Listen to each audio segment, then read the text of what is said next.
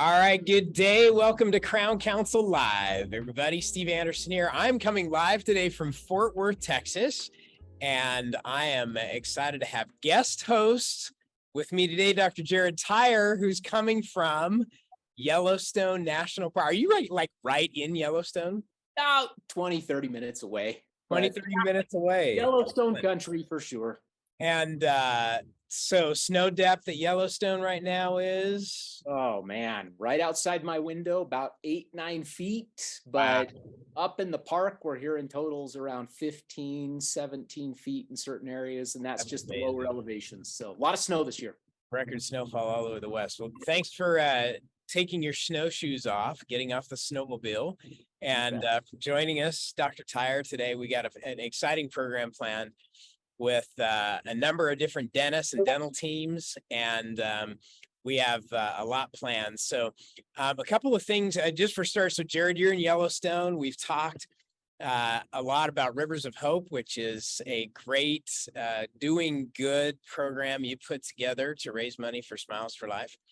And it's coming up this summer. And why don't you just bring everybody up to date where it is, what all is involved. Since you're there, give us the update. Absolutely. We're going to be just a few miles north this year. We're going to be in the river runs through it country. The headwaters of the Missouri River. And we've got a couple of great opportunities still available. If you're interested, I've made room for 3 more spots. We were able to procure a couple more boats, and so we're excited for that. Nice. Yeah, June 20th through the 24th, we're going to be just getting out of Montana there and just having a great time for a few days. And Steve, I have to say thanks because you're going to be spending some time with us. Yes, I am. Giving us some words of wisdom at the end of our fishing days. Also have the guys from Fly Fish Food, very famous fly shop, showing back up to do some fly tying instruction and demos. So should be a fun week and a lot of good friends to be made and all sorts of good stuff. So. And no experience required. No, I'm a good example of that. So last year, and the guides are amazing, and they practically do everything for you. If I even show you where to cast, and it's like guaranteed success. It's an amazing experience, and all for a good cause. So information on that at crowncouncil.com or give the Crown Council office a call, sign up. It's going to be a great CE doing good experience. And speaking of experiences, I'm going to share my screen just real quick. Coming up shortly here in the month of April, and April starts tomorrow, Jared.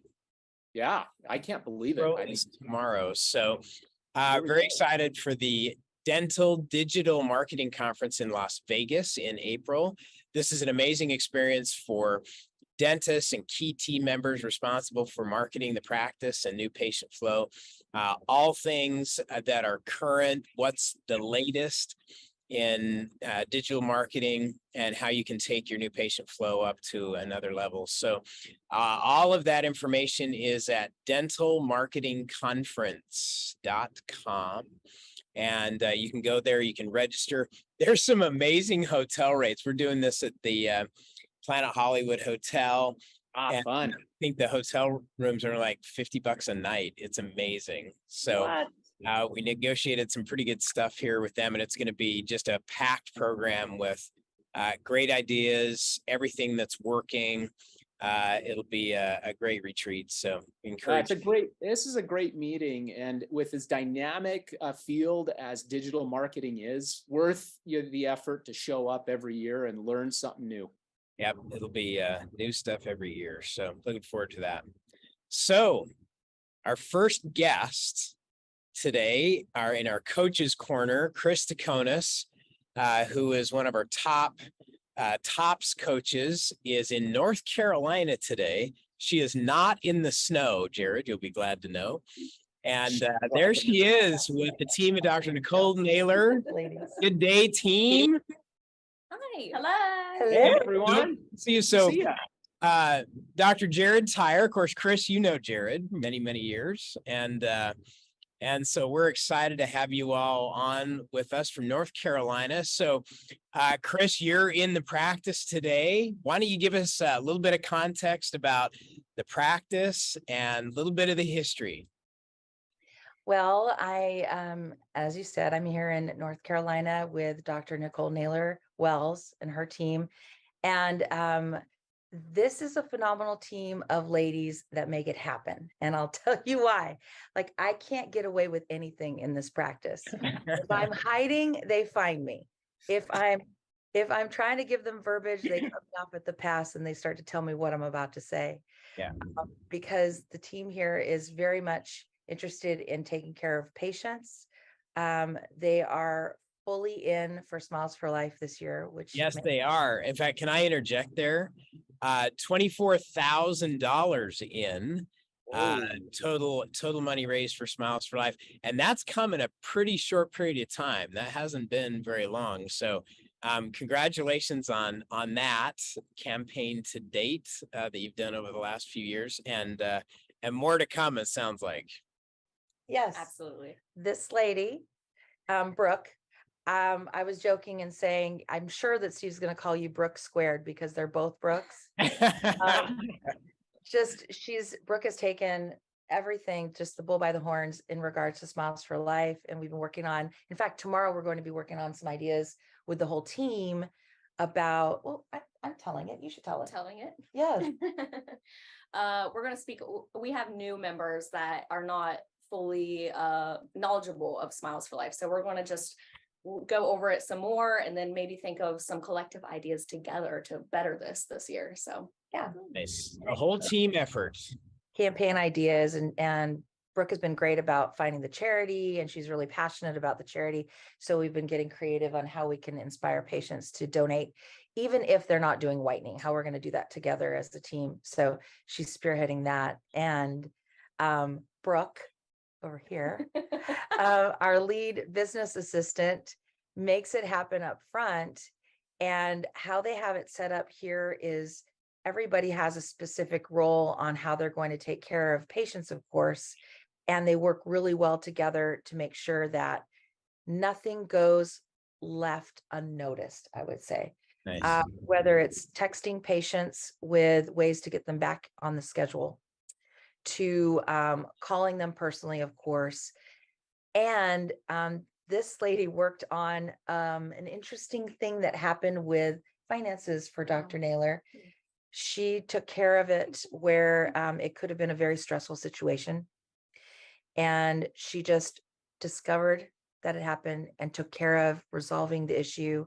Took her a while to get everything cleaned up without going in a lot of detail, but I know that we were really grateful for what you did because she just got in there and made it happen. And that's not every day. That's Yeah. Fantastic. Yes. Okay, Brooke squared. That's it. All right. So you know that everything we're all about in the Crown Council, it's about a culture of success. What do you like most? I know this is not your first rodeo in dentistry. What do you like most about your current office and current team?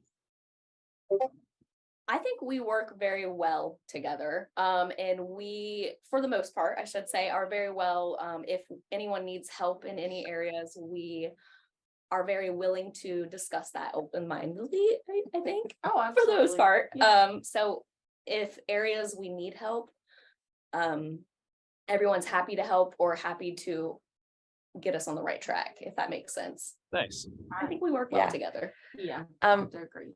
Brooke here, Brooke one, she's a human truth serum. Tell me about that. Yeah, How does this work? What does that mean? She gets people to tell the truth and make sure that they're being authentic and talk things through, figure things out as a team. There's an in she has where she is Dr. Naylor's sister. Ah. And they have to tell me the truth. You know when they're I think that a lot of times when family members work in the practice, I know other team members have told me that they're worried about that or they have some concerns. And it's the opposite here. I see Brooke really work hard at creating relationships and doing things for the betterment of the team and of course for Dr. Naylor. But Right. she's a truth serum. She gets the team to tell the truth and what they're really feeling so that they can work on things. All right. What would you two say is the thing that you appreciate most about Dr. Naylor and from a leadership standpoint? Great cultures, it starts at the top. So what do you appreciate most? So you're speaking to all of the dentist leaders in the Crown Council right now. What does she do that works? I would say that she just is very personable, very down to earth, really easy to talk to. I've worked with a lot of dentists even before in this office, and that's really important to me.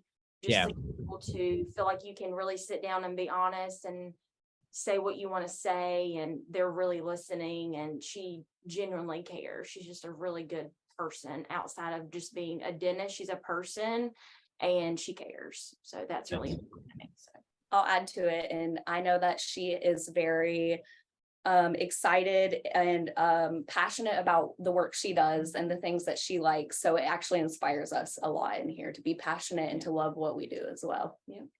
Love it.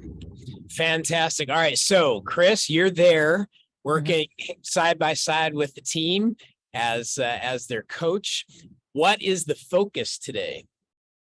The focus today, of course, we covered some of the Smiles for Life stuff this morning. We are having some challenges with cancellations and how to communicate better with patients to save the appointment, as well as prevent them from canceling to begin with.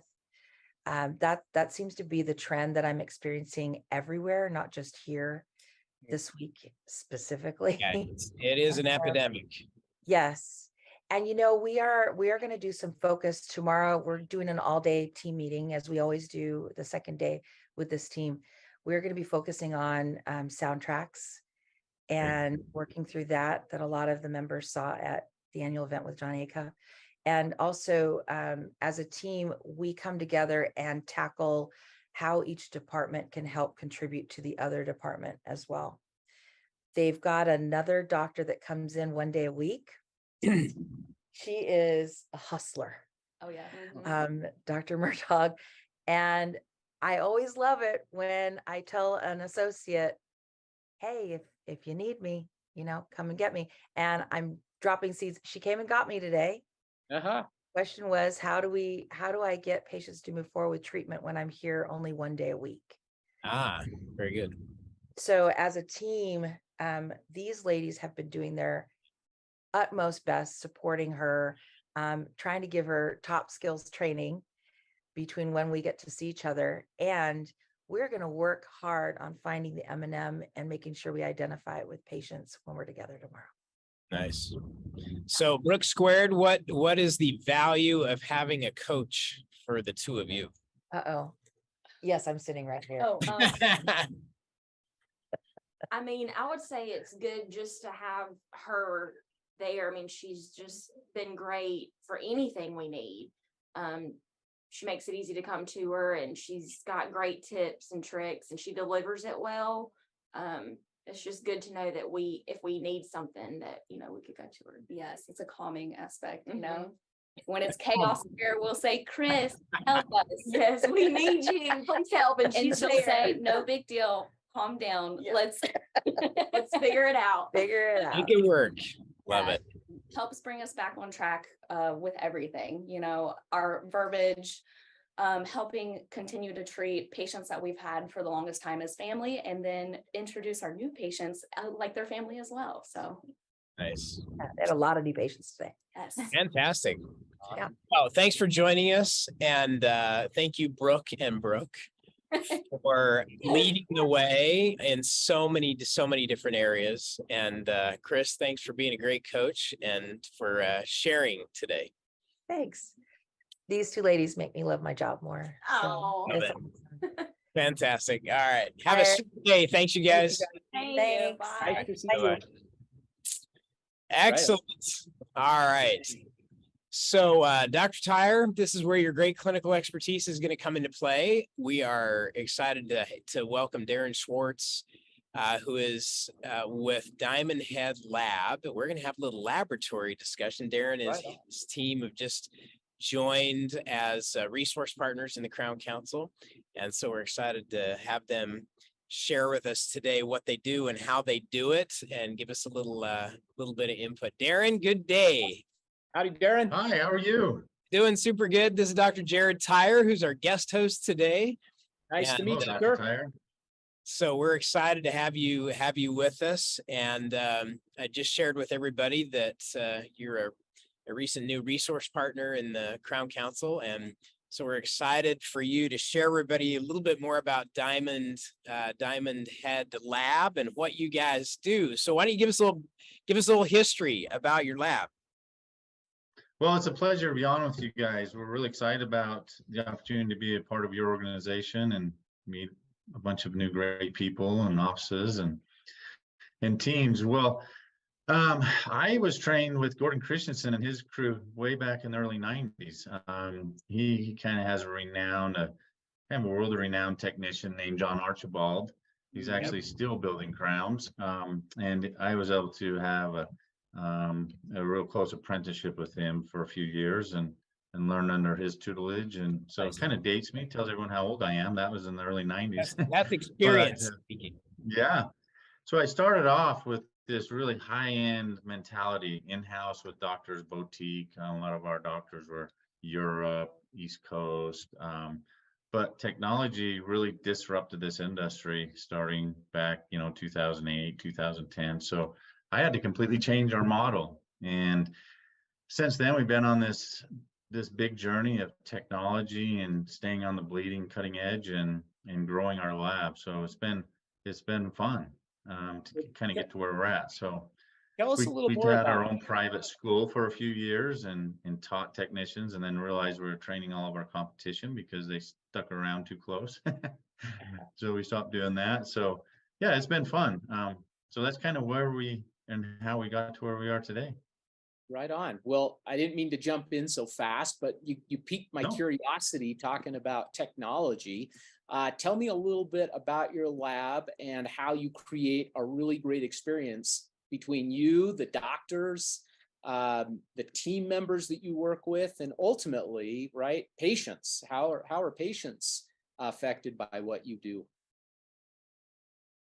Well, first, I feel that success happens when a patient's experience meets their expectations, or basically when a patient's experience, kind of meets and satisfies their expectations. So how do we do that?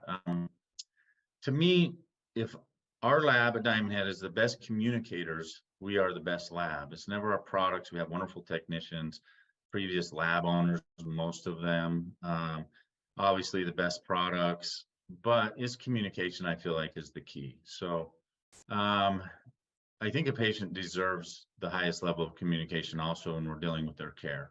So we really focus on that. We have a vast ecosystem and strategic partnerships. One of those is a company called Extension, is now helping us build out workflow videos and product videos. And they're kind of a patient engagement company, and they're changing the face of the industry when it comes to patient engagement.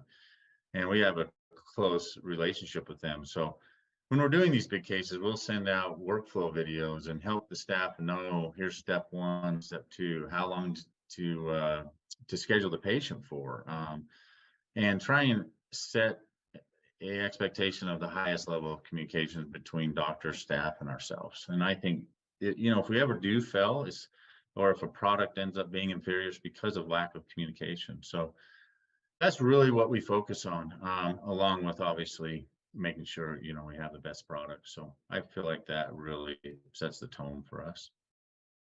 So one of the things that, Darren, I know you're aware of, because one of the things we love about working with labs, all of our dental lab resource partners, is we have a qualified member requirement that we created when we started the Crown Council that is a little bit unusual.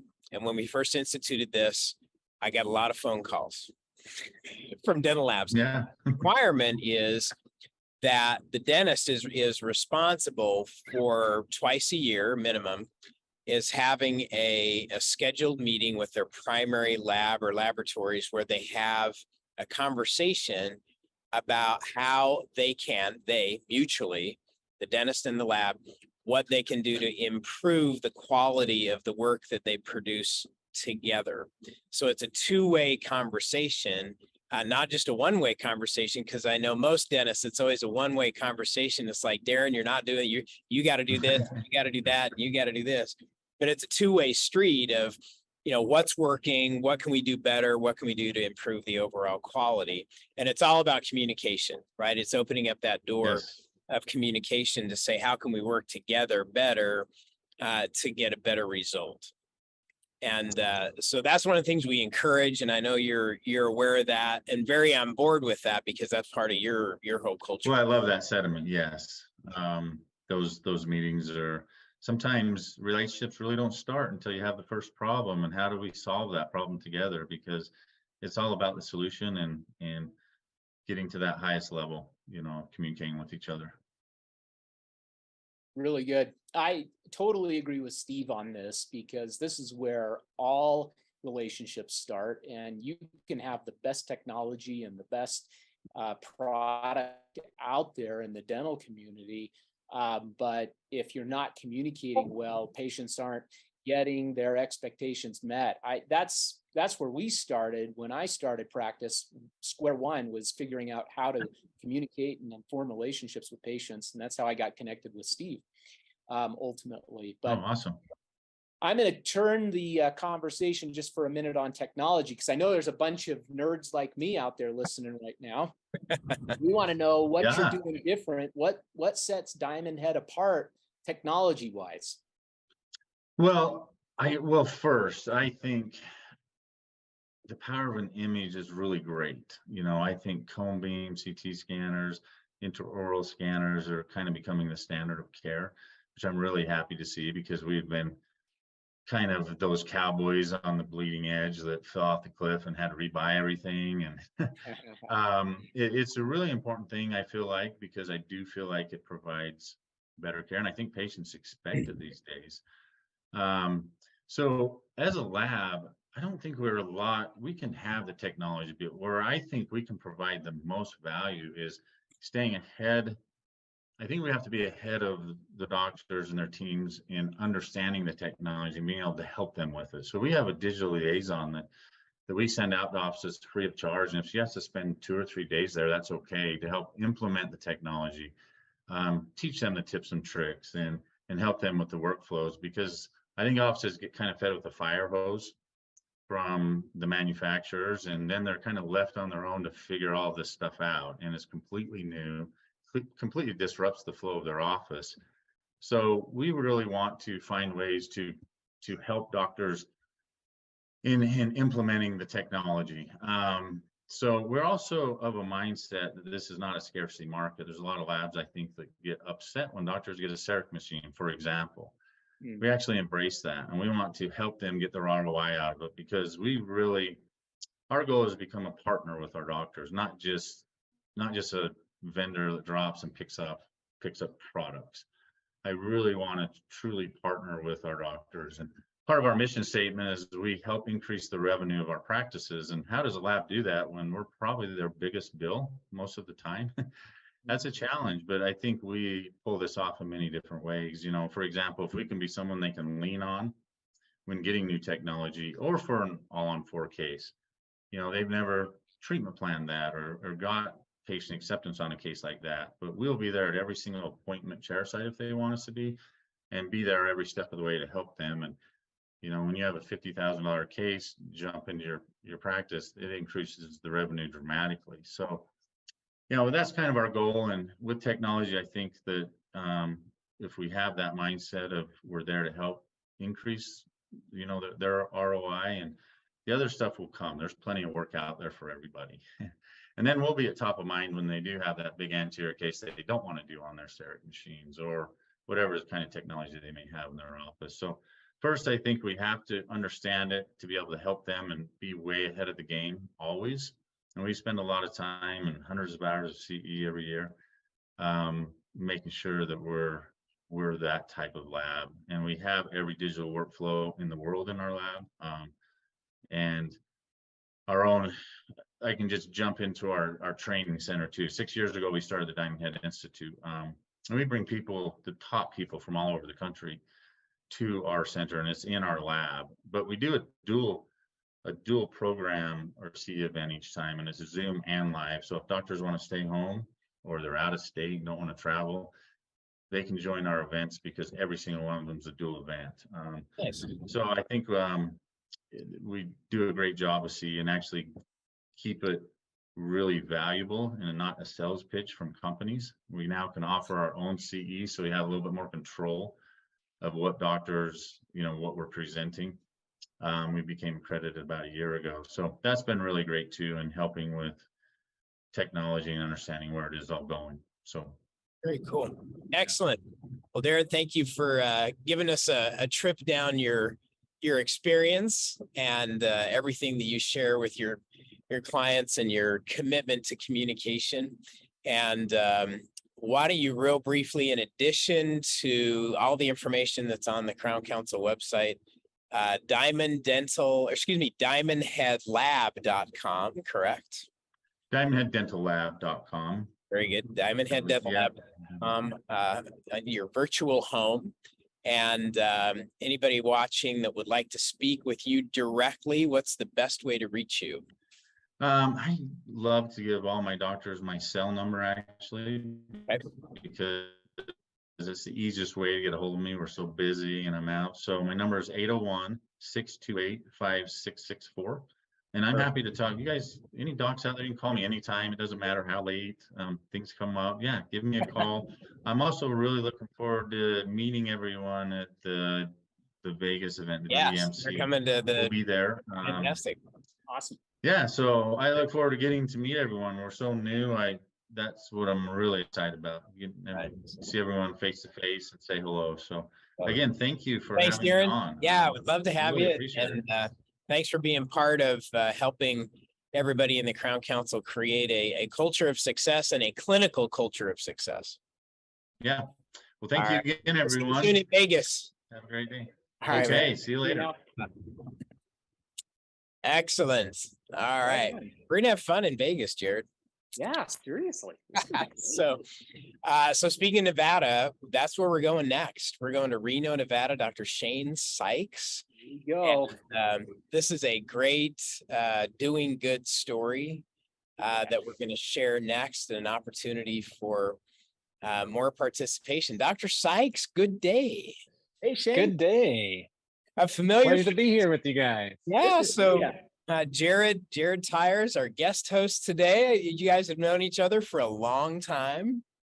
We have. One of the reasons I want to have one of the reasons I want to have both of you on is I appreciate both of you for taking initiative to come up with some really cool events that will do good and provide some education as well. We were just talking about Jared's Rivers of Hope fly fishing expedition this summer, and we're now going to talk about Dr. Shane Sykes' idea for the Miles for Life bike tour. You're an avid biker, and for those who may not know, Dr. Sykes and his family took a year off, did a sabbatical, and you guys biked all across the country, and biking family. And so tell us about the Miles for Life bike tour. Yes. So I love cycling in any form, road, mountain, touring, whatever it is. And I have always wanted to ride a motorcycle. And so years ago, I did the Miles for Life motorcycle ride with Roy Hammond, because he's one of my heroes, and got to spend time with Steve on that. So it was an awesome experience, but I thought it would be so much fun to do this on bicycles. And so got that idea rolling. And then in 2019, we did our sabbatical and biked across the country and started planning for a bike tour, a Miles for Life, Smiles for Life fundraiser. But then COVID hit and it kind of got put on the back burner. And so I'm super excited to be hosting this year in Lake Tahoe, September 20 through 24. We're going to get together for 3 days of riding. We're going to spend 1 day biking around Lake Tahoe. It's a 72-mile loop around the lake. It is dubbed the most beautiful bike ride in America. I bet. And then the second day, we're going to bike the famous Flume Trail, which I consider to be the most beautiful mountain bike ride in America. And then the third day will be more of a choose your own adventure. You could do some road biking or some mountain biking, or spend a day on the lake. Lots and lots of opportunities that we can decide together as a group what people are interested in. 3 days together, spending the daytime in the mountains, exploring the beauty of the Sierras, spend the afternoon on the beach, and in the evenings, we'll be delighted to be joined by Christy Bolts, our own Crown Council member, resource partner, and she will be giving us education in the evenings. Nice. So super excited. We're going to be staying right on the beach, like literally the back door of our townhouses will be 50 feet from the water on Lake Tahoe. It's amazing. Can you get in the water in Lake Tahoe in the summer? It is, especially this year, it's going to This be year's gonna be really, really cold chilly, water. right? Yes, it does not stop my children one bit. I bet not. And I'm sure the lake will be able to retain all of that snow that is. Jared's in Yellowstone right now. He was giving us the weather report. So it's record-setting year. So fantastic. It is. Very cool. So looking forward to this, Shane, and thanks for taking the initiative to put it all together and to lead the way. All of that, of course, is on crowncouncil.com, and time to sign up, time to make your plans for September. So it should be an amazing time of the year when this is going to happen. So and Timing's going to be great because it's after the summer crowd leaves. Yeah, which is really important for Lake Tahoe. Yeah. And anybody's welcome, right, Shane? In other words, you don't have to be in dentistry to do this. I mean, bring a friend, correct. Anyone that wants to experience the beauty of the Sierras and Lake Tahoe, we'll have options. So you can bring your own bike. And if you want to bring your own bike, you've never flown with a bike, I'm happy to help walk you through that process. It's actually really easy. We will rent bikes for anyone that doesn't bring one. We can rent carbon road bikes or electric bikes or mountain bikes, full suspension. A lot of great options there. So we'll make sure that anyone who comes can have a great experience. We'll have vehicle support. So if you don't want to ride 72 miles around the lake, you want to take the shortcut, we can help out with that. So anyone's welcome. That is any skill level. Excellent. Well, thanks for taking your love for biking, your love for dentistry, and your love for doing good and wrapping all those up in one amazing event. It sounds like it's going to be awesome. So well, and your love for just gathering Crown Council members. I mean, that's the one thing that we have in common, Shane. We talked about this, is that we just feel such a part of the Crown Council because we've been able to participate in events like this. And it just is a different level of interaction when you're on a bike in a beautiful place with people that share common interests and common goals. If you're in a river throwing around a fly line, same sort of thing. So I'm super stoked for you doing this. I think it gives people great options to just gather and have a great experience, make memories with your family and with friends. Yeah. So I'll be sending out an email invite to everyone today, and then we'll get it hooked up on the Crown Council site, and people can get registered for September 20 through 24 of the end of this summer. Love it. Thank you, Shane. Thank you. Forward to it. All right. Have a super day. Likewise. All right, Jared. What a good guy. This is coast to coast, Crown Council Live coast to coast. So we started in North Carolina. Yeah. We went to Utah with Diamond Head Dental.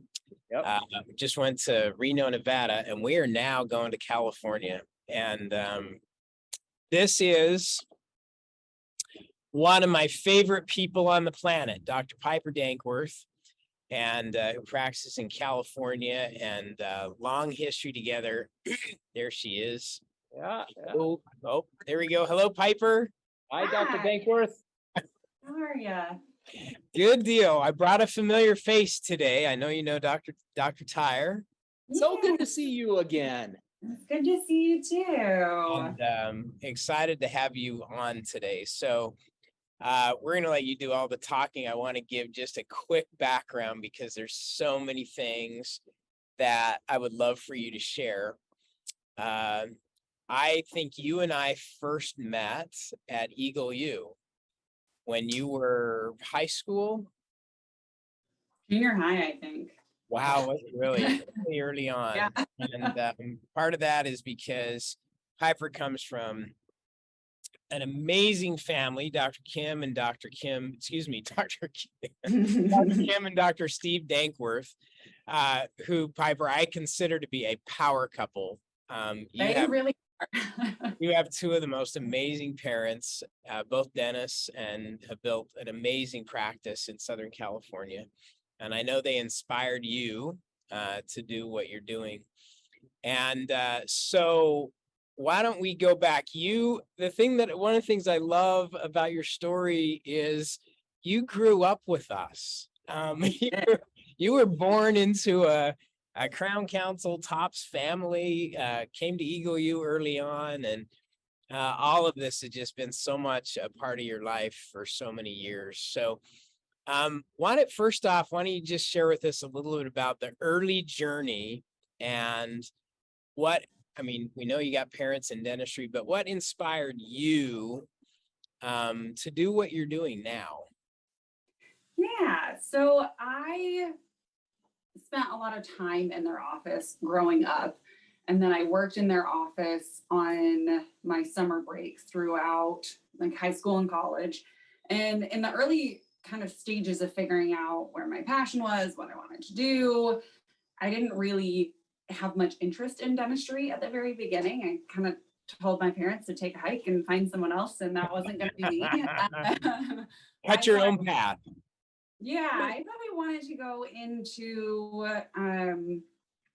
medicine and be in a hospital, and I didn't really know all of what that involved quite at that age. But once I had gotten into, I think probably my freshman year of college, I started paying more attention to what they actually did in their practice, and I started talking to some of the parents of my friends that were MDs. I realized like traditional medicine, really being tethered to a hospital is really not what I wanted to do.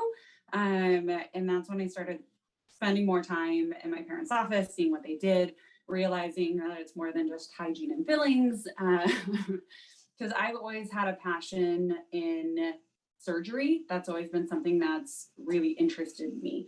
So I was trying to figure out if I wanted to just have an emphasis in general practice doing surgery, or if I wanted to go on and specialize in oral surgery. So that's kind of when I decided that I would start pursuing dentistry. And my parents really just let me foster that on my own. They encouraged me, they helped me where I needed it. But they saw that I had a strong desire to do something artistic, but also integrate something with health sciences. So that's kind of where the two paths crossed really well in dentistry. Very cool. Yes. You have the distinction of being one of the first graduates of the University of Utah Dental School, where Dr. Tyer teaches. Teaches the residents.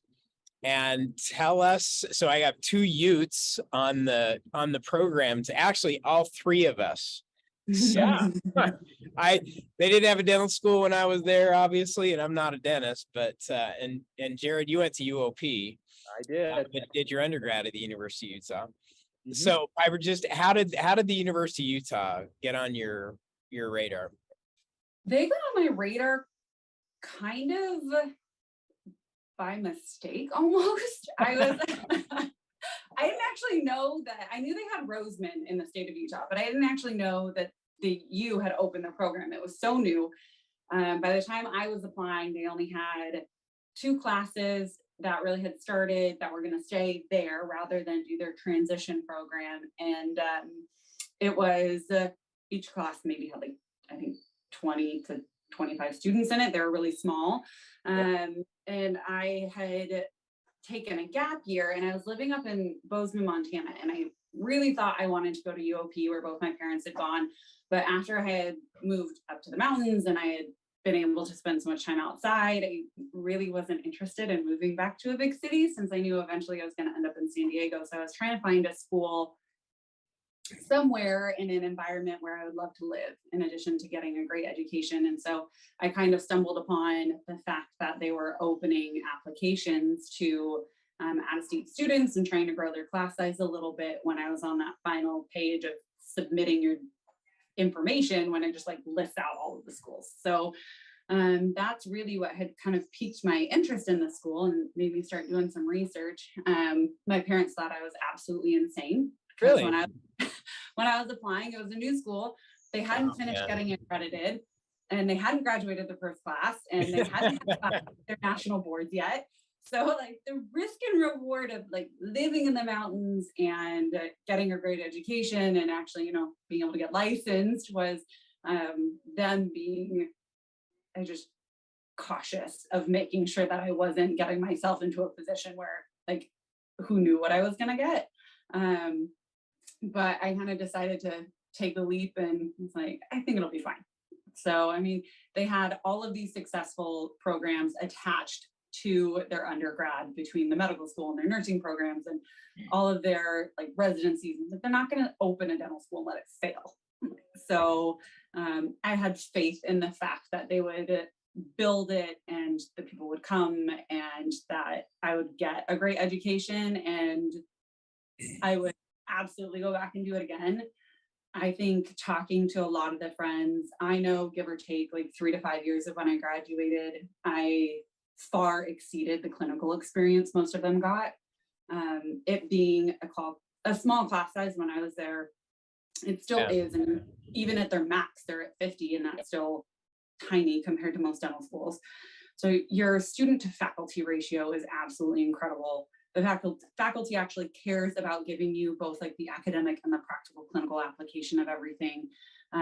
They are great at building relationships. You're not just a face and a number in the student body to them. So you got to really build a community, not only with your classmates, but with your teachers. And our classmates were absolutely incredible. Our year, everyone had a great sense of camaraderie together. Like, yes, there was a sense of everyone was really high achievers and wanted to be successful and do well, but everyone still wanted to help each other. So in the process of it, we had a group Google Drive where everyone would put information that was helpful and would keep everyone on track. And I don't hear stuff like that at many other programs. Everyone is trying to figure out what they're going to rank in the class, especially those that want to move on to specialty programs. So the experience I got at the U was so incredible, just with the level of knowledge and how comfortable I felt getting out of dental school practicing, in addition to just the people and the relationships that you got to build there.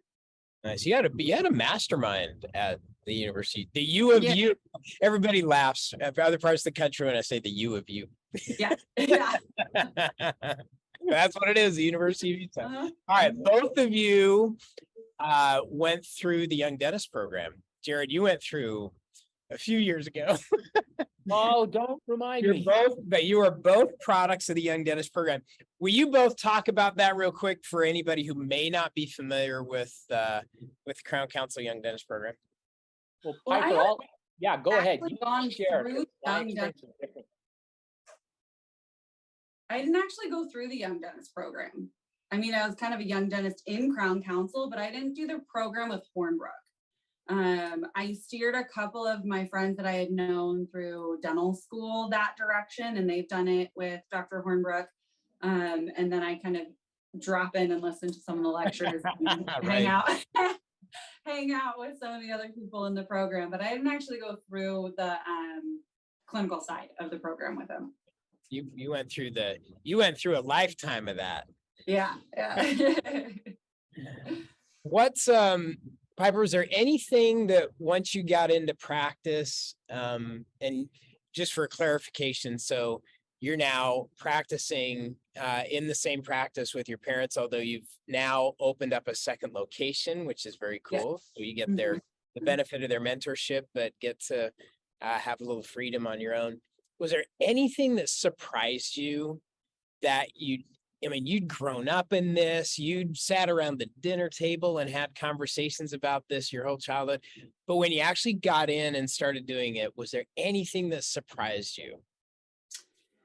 I would say the biggest surprise going into practicing and trying to figure out how to run a business was actually the people side of it. Like, I can get in and talk to patients and do dentistry all day long, and that there's like few hurdles I feel like I struggle with overcoming in that sense. But when it comes to managing a cohesive team and the right culture and having the right people in the right places, I think I was wildly underprepared to realize how stressful that can really be as a business owner, because the culture in a practice can truly make or break how successful you are. And I think that in navigating all the different personalities was something that really surprised me, how much more energy that was going to take than what I thought it would. It does. That is the part they don't talk about much in dental school.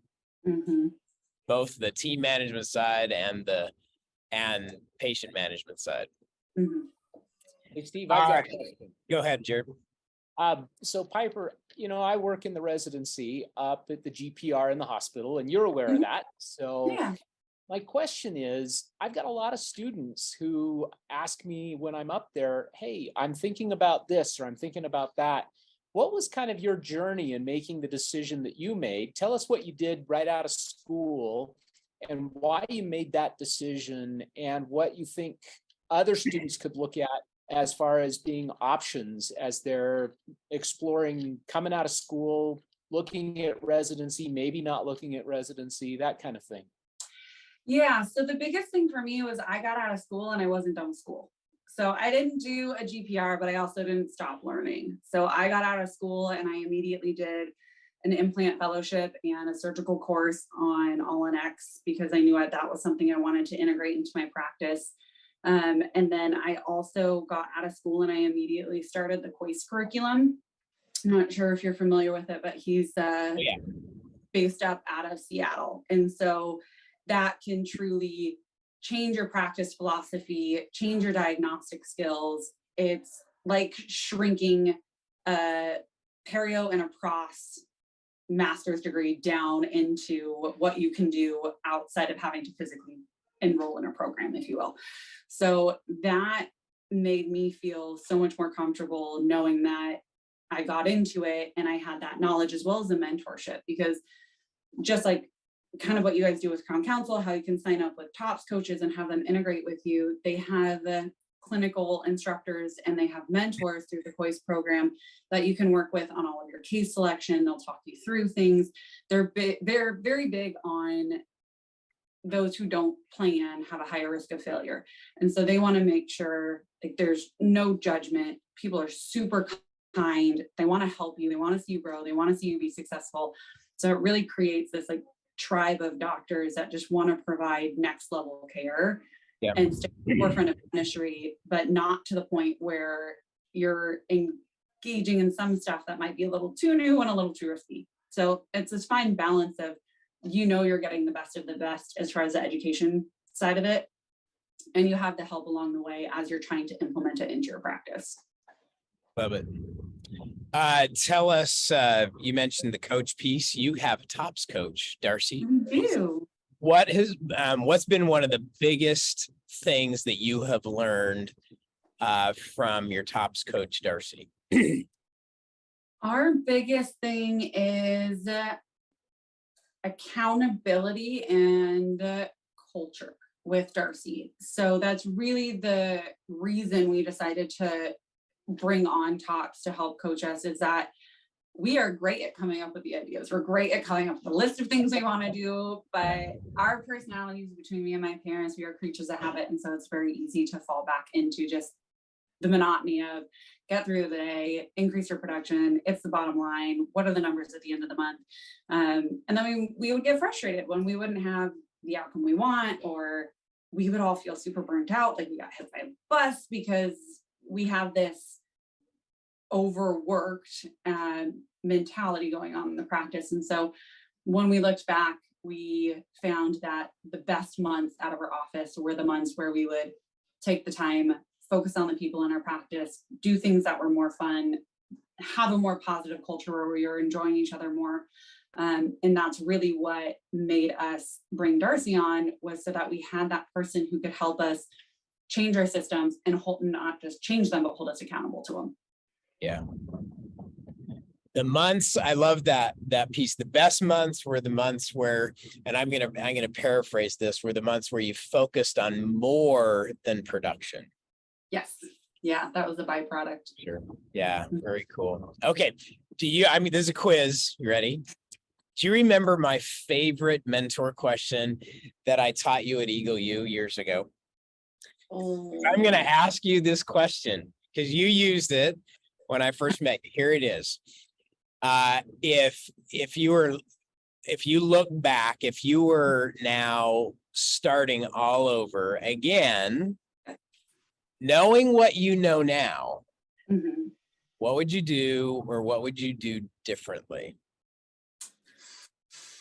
As far as the doing thing, I would say don't stop learning. Just because you graduate and you get a doctorate degree doesn't mean that you should be done. It's very easy to get overwhelmed with getting out of school and having all this educational debt and life bills and everything that piles up. But still invest in progressing. It will keep you in that mindset, and it will keep you engaged. It'll keep you growing with other people. You won't feel so isolated, especially for those that want to go into buying out a practice or opening their own practice as a single doc. It's very easy to quickly feel like you're getting isolated, and then you don't talk about stuff because you don't want to get judged. So find that group that you can trust, that you can cultivate, like building your mastermind around you so that you can keep learning together, I would say is something that I've continued to do all throughout high school, college, dental school, and now.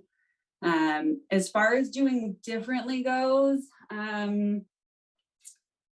probably not too much. I would say mine is maybe a little bit like situational specific, but I know dentistry is very much a family business. And going into working with my parents has been a wonderful experience, but it's not to say it's been without challenges. Shifting your relationship from parent-child to adults to owner-associate, it comes with hurdles. It comes with learning how to communicate differently, and it comes with changing expectations and boundaries and trust levels. And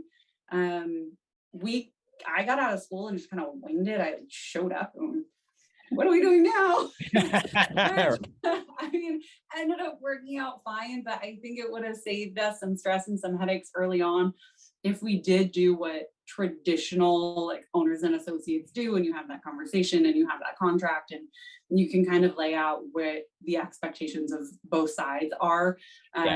It's just easy when you're like, oh yeah, we're family, it's not going to be a big deal. But it's hard because when you get into some of those emotional conversations, when you're sitting down across the table from someone that you aren't related to, like you address that conversation very differently. Yeah. And some of those boundaries are blurry when you're like, I sit down to try to talk to my parents. So I think that would have helped if we had done that before we even entered into me practicing. Yeah, that is sound advice, especially for anybody who is in business with family. That is very, very well. And fortunately, you all have some great tools to work with and great people. And you still have all those things you got to navigate. It's a yes and. It is.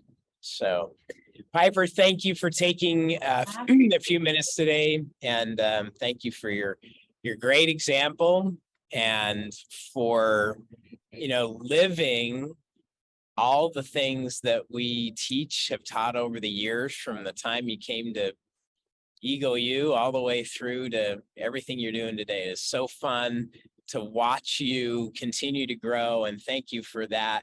Keep learning, because you are a consummate learner and a great example of that. So thank you. Thank you. Keep it up. Keep flying high. Yes. Thanks so much. Thanks for being with us today. Thanks, Piper. Good to see you. Thanks. Good to see you too. See you now. Take care. Excellent. That was a fun hour.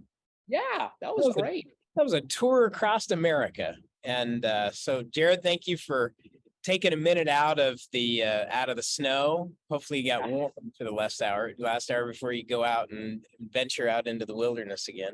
Yep. It was great to be with you. Good to see everybody, and good things happening in the Crown Council. Yeah, sure. there are. And thank you for all of your contribution and doing good and being a great mentor as well. Happy to do it. Happy to do it. Get a good snowmobile run in for me today. I will. You enjoy Fort Worth. You got it. Yeah, have a successful day, and I will talk to you soon. All right. Thanks for joining us, everybody, for Crown Council Live today. Have a super day. We'll see you next week. Same time, same channel. Have a good day, everybody.